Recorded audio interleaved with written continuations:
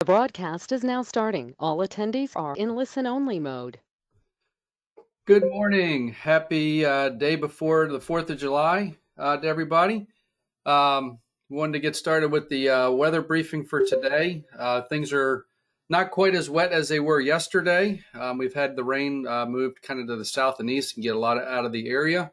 So things are improving there, and they should continue to improve over the next couple of days, getting us a little bit of a break from the heat and humidity that we've dealt with over the last few days. So um, wanted to start off with actually looking at the current temperatures, and currently still pretty warm across the area. Temperatures generally in the low to mid 80s. And if you notice the blue numbers, the dew point numbers, most of those, yesterday we were solidly in the 74, 75, 76 range. Um, we have seen a little bit of drier air coming in, especially in the northwest. So you get from Richmond northwest heading up Louisa. Dew points are dropped off a little bit, back more into the upper 60s. So a little bit drier air. And there is more of that to come as I'm going to zoom out just a hair. And as we look back up into portions of West Virginia and Ohio and Pennsylvania, you seeing more of the, kind of low to mid 60s type dew point air. And we'll get a little taste of that over the next couple of days. Not all the way down that low, but at least it'll be drier than what we've seen humidity wise over the last few days. So you can see to the south, we still have some rain down to the south off the North Carolina coast, but that should remain there and actually continue to kind of push off the coast a little bit. So for the most part, things are definitely improved. Did want to bring up the satellite image just to kind of show you kind of where we are right now. There is another front and low pressure system that's kind of tracking through parts of New England today. And as that frontal boundary starts to kind of move southward, we could still see a few showers pop up. So there could be a few isolated storms, especially as you get into southeast Virginia. So kind of from the I-95 corridor toward the coast. I know there are some fireworks out toward Farmville later tonight. I think those will be okay. Could there be a shower early in the afternoon?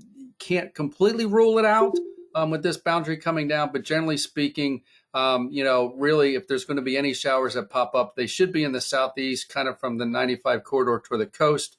And generally speaking, they should be fairly short-lived and shouldn't be all that from a standpoint of what we saw rainfall-wise the last few days, where we've had some 2, 3, 4 inch type amounts. Shouldn't see anything like that. So, and then that front really will end up dropping through and making things improved across the area as we go through the holiday tomorrow and then into the weekend.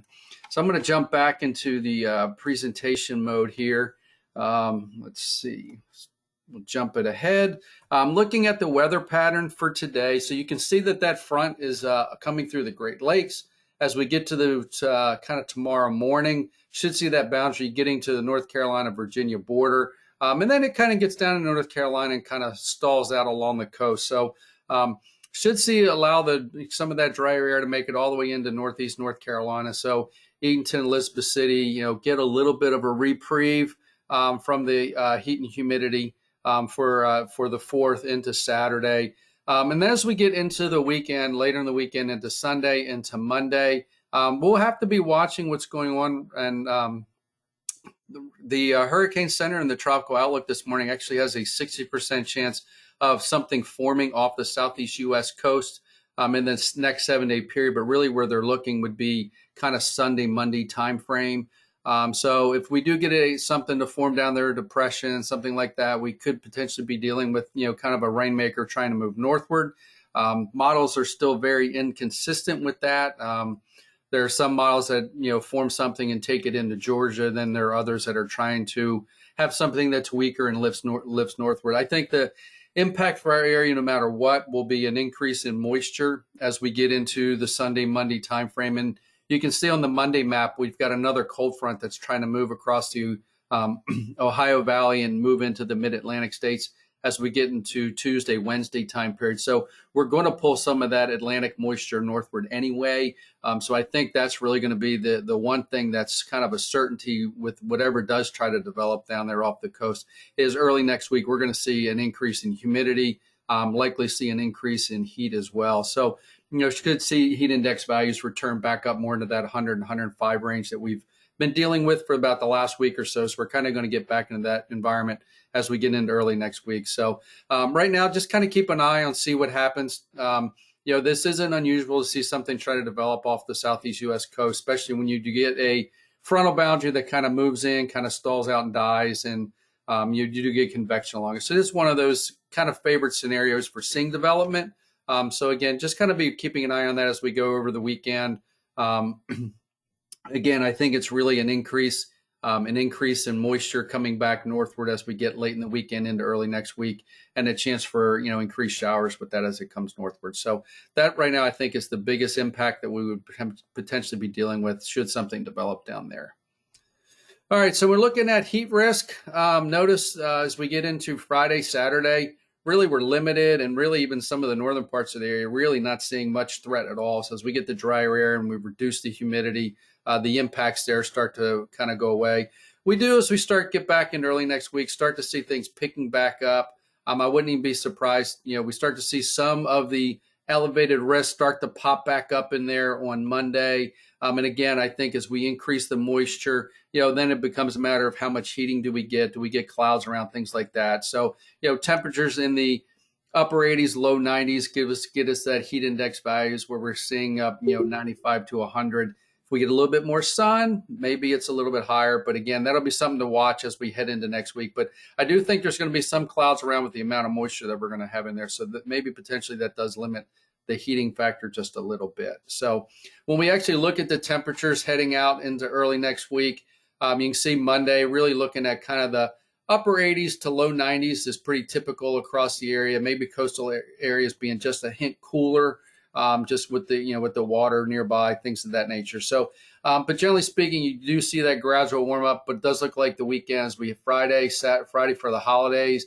Generally, we're in the upper 80s. And Saturday even just a hint cooler. So we are going to get a little bit of a break from the heat and humidity, so we can enjoy that over the holiday weekend, and then we'll start to see that build up coming back in, especially ahead of that frontal boundary. To Monday, Tuesday, Wednesday. So models right now with that next front coming in middle of next week look like they're trying to stall it out somewhere across the Commonwealth. Which if that happens, then we're going to be in position where we potentially see some increase in precipitation as well. So you can see with the heat index values, again, getting up into that low 100 range. So not quite up to the point where we're in advisory territory or anything close to what we saw last week with the extreme heat warning. So we're not quite to those levels, but it's certainly uncomfortable and something we'll have to be keeping an eye on. So looking at your storm potential over the next 3 days, chance for a few isolated storms today, just kind of some general thunder. And then as we go out into Friday, Saturday, really start to see that push southward into the Carolinas. Right now, we're not anticipating any thunderstorm activity Friday or Saturday. So I wouldn't even be surprised as we go through time if the Storm Prediction Center just pulls this general thunder completely out. Really should be pretty good conditions Friday, Saturday. Looking at your amount of precip, notice through Sunday, not a whole lot right now being forecast. Again, we'll have to watch potential what's going on off the southeast coast. You can see a little bit of a gradient along the parts of the North Carolina coast starting to pick back up. And then as we head into the Monday, Thursday time frame, notice we do start to see it, precip start to enhance a little bit across the coast, especially Piedmont to the east. And that would be with moisture streaming north out ahead of our frontal boundary. So you'll be able to tap that Atlantic moisture with the front coming in. So, again, this looks like to be an area where we could see some, increased rainfall. We had quite a bit of rain over the last several days through that area. So, which is, to be honest, was much needed over the last couple of days. So, hopefully, we'll have to just monitor this to see how it goes. But, a little bit of rainfall this time of the year is not a bad thing to kind of, make sure that we don't get too dry. So it's easy to flip from, being wet to being in drought real quick this time of the year with the heat building up. So again, this is kind of indicating, at least at this point, that there could be something, at least some, Atlantic moisture being pulled northward with whatever tries to develop off the coast. All right, when we look at the full period, the full 7-day period, notice most of that rainfall in the east really is falling Monday through Thursday time period. So not seeing a whole lot this weekend. Looking at the rip current forecast right now, the rip current forecast is low, and we're expecting it to stay that way through the weekend. So, for any folks that are heading to the beach, hopefully that threat is minimized. We don't have a lot of waves at this point, and with kind of generally kind of weak flow overall, not a lot of winds, shouldn't see a whole lot in the way of rip currents. One thing, this is the tropical briefing. So you can see in the kind of the upper left-hand corner, the 48-hour graphic, really only about a 20% chance of something forming between now and Saturday. But notice that the Hurricane Center is ramping up their outlook to a 60% chance off the southeast U.S. coast. And really that's looking somewhere in that, late Saturday, Sunday, Monday timeframe. So if something's going to develop, it's going to be in there. Beyond that period of time, really not seeing a whole lot of a threat at this point. Looking at the week 2 and week 3, not much development in the Atlantic basin. So overall right now, there's not, a lot of huge threat coming from the tropics right now. Looking ahead to the 8 to 14 day outlook, generally speaking, temperatures are expected to go back above normal. We are seeing gradually in the models a kind of a building ridge trying to build back across the country. So do start to see a little bit of a warming trend, especially if we get the Bermuda high to build back in like it was last week and a good part of this week. So that's looking like in that July 10th through the 16th timeframe, seeing temperatures getting back above normal. But again, from precip standpoint, temperature, it's above normal chances of precip right now, and part of that is because we are kind of expecting a front to kind of come in there and weaken and stall out, but it will be at that point a focus for storms to develop on. So that's kind of where the above normal is. And generally speaking, this time of the year, our normal temperatures are going to be around 90. So seeing temperatures 90, 91, pretty close to normal. Temperatures overnight being in the lower 70s, again, fairly normal. So even this weekend, we're going to be fairly seasonable because temperatures are going to be, upper 80s, low 90s. So right about where we should be for this time of the year. Looking at the marine threats right now, not a whole lot out there. Maybe, on the bay, we could see a little bit of threat tonight. And again, this is with that front coming down through. So we could see a little bit of a surge coming down. But generally speaking, overall fairly benign conditions on the waters. Again, have to keep an eye out into Sunday night for potential, see what's going to develop off the coast. It could tighten the gradient a little bit and kick things up in the mouth of the bay. But overall, for this time of the year, really not too bad of conditions. And if we look at the, kind of the max winds, generally speaking, we're talking 20 knots or less throughout the period. So again, fairly benign conditions. And again, it's really out in that Sunday evening time period. And this is kind of a diurnal time period anyway, where the winds tend to want to kick up a little bit. So overall, not too bad of conditions on the marine side for this weekend. And that just really kind of shows, really not a whole lot out there. Again, we'll have to watch what happens off the southeast U.S. coast for this Sunday, Monday time period. Because, if something does develop and moves further north, as a couple of the models suggest, it could be a little bit stronger. But, again, there's still a lot of uncertainty out there at this point in time.